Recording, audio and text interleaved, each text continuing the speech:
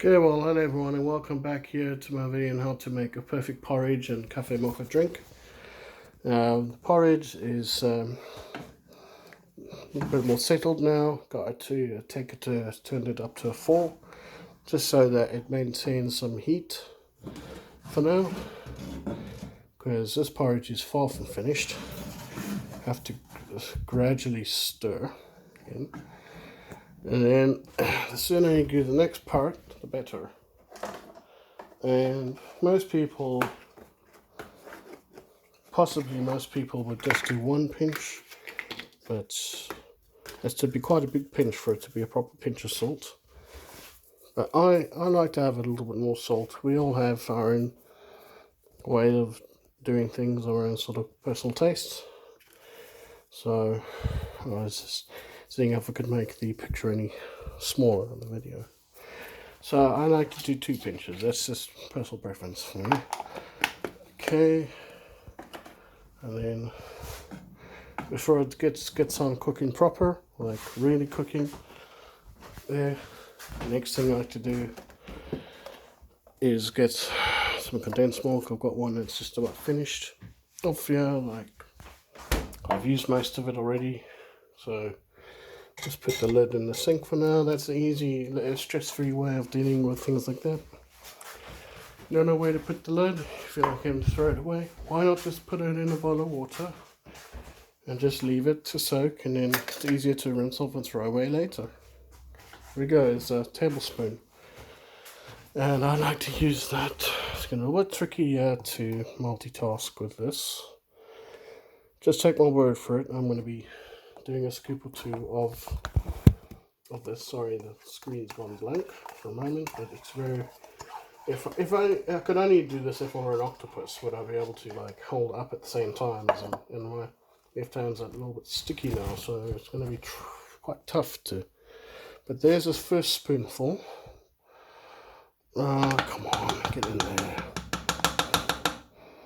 Come on. Come on. You can do this. Now, sorry again, it's been on blank. Do the last of this. I would usually use at least 2 tablespoons worth of condensed milk for you to be able to properly notice its presence in the porridge. Oops. The porridge. Finish this off, and then okay, I'm just putting the spoon in the bowl I had nearby. So yeah, so what I do with that, can pour, or I can even just scoop some water in it, pour it in, and then okay. So let's just keep a little eye on the porridge. It's starting to cook yet. It's important to stir, but you don't have to do it all the time. You can have little breaks from it, but then sometimes periodically you need to do this. Just, either any times you feel works for you, but at least eight or more times stirring. In fact, probably at least 16 more, because I go by multiples of 8 when I stir. I don't know why exactly it works for me. Using 8, it just seems to. So yeah, finish off the boiling. I'm a bit of a funny bunny. Yeah, I do things possibly a wee bit differently from some people. But as I say, just their own, whatever works for you, And then I rinse off what I used earlier for the milk and the hot water for the porridge. And now I have to reboil, because at this time of year, winter time, the water gets cold very, very quickly, and I mean very quick. I'm not even going to go into what happens with my heating in winter time and stuff. Enough said. I don't know, it's not the clearest picture here. I like to get mine till about, I like to pour water till it's like, come on, oh, sorry, I'm sorry, I was used to doing, as I said earlier, the other way around the camera. Yeah, so it's just about full. So, here we are. benefit, and I suppose, of doing the videos in parts, and showing how to do this, is that another thing I thought of is that I don't know, it just kind of almost a bit tricky at multitasking. It's maybe a wee bit easier just to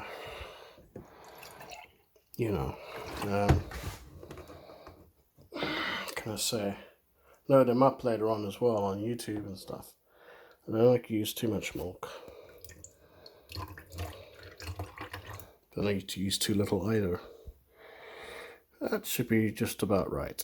So there we are.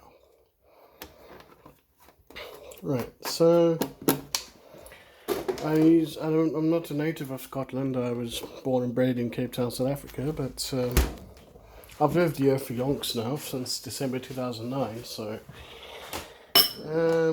that would be what, 12 years? Oh, I'm distracting myself too much.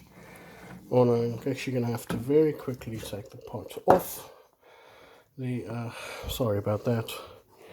Got a wee bit carried away there. We're talking, I was saying, not a native of Scotland, but yeah, lived here for quite a long time, so that would be, whoa, well, don't do what I just did there, going on 12 years, just over 12 years now. So I'm not going to actually heat the milk yet, because it's probably still going to take a bit of time. I need to do the milk right at the end, because I have to be really as quick as possible with getting everything done, finished and whatnot.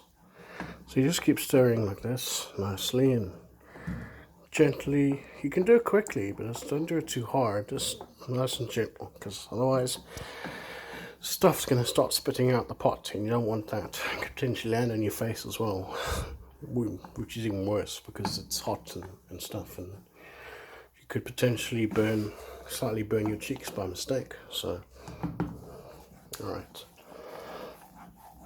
I'm not going to bother with more condensed milk this time. I do have another can of condensed milk, which I may as well put in the fridge now. But I'm also going to use some honey. But I don't like to do honey till the end, because my personal belief, as is for several other people I know, is that something can go wrong sometimes if you do it with honey. You can get away with it.